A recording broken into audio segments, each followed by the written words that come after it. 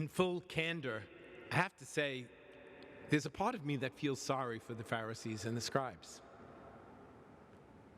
No, I don't particularly like their reaction to Jesus' healing on the Sabbath, their desire now to plot to kill him.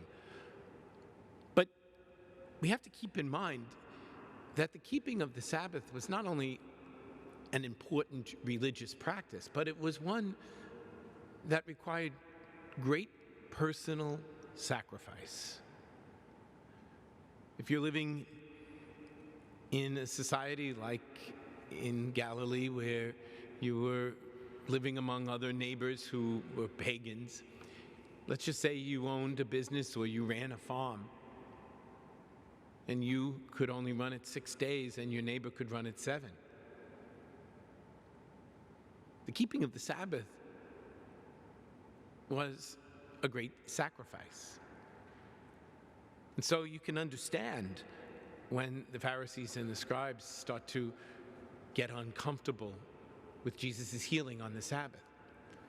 And it's very clear that Jesus is not doing away with the Sabbath. He's not saying that the Sabbath isn't important. As a matter of fact, he's saying quite the opposite, that the keeping of the Sabbath is incredibly important.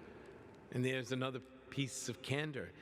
We live in a world that's lost its sense of the Sabbath. And, I'll just give an example.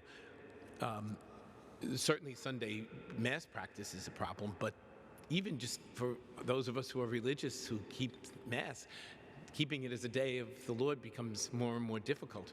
You go into a supermarket on a Sunday and it's probably the busiest day of the week. And yes, I know that because I've been there myself. Guilty as charged. But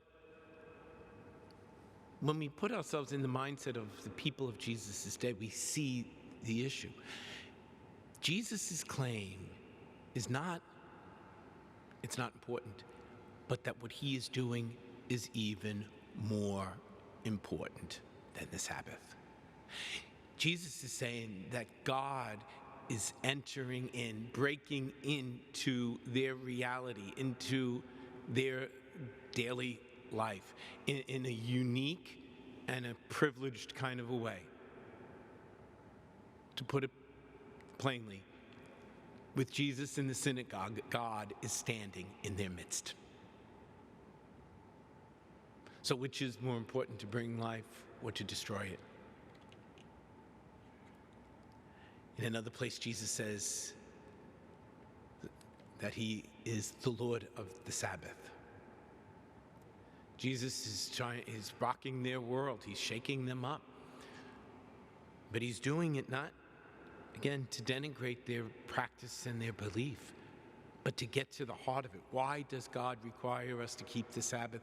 So that we can draw closer to him, so that we can be in communion with him, that we can grow deeper in our relationship with him, so that we can rest and see and hear God's profound love for us. Jesus is showing that profound love of God for this man with the withered hand, a man whose infirmity prevented him from working and just started a whole cycle of other problems. Jesus is showing God's tremendous love and power. And so, as we keep our religious practices, and boy, are they important, we always keep in mind what it's really all about. It's the keeping of what God is asking us to do so that we might experience that profound relationship with him.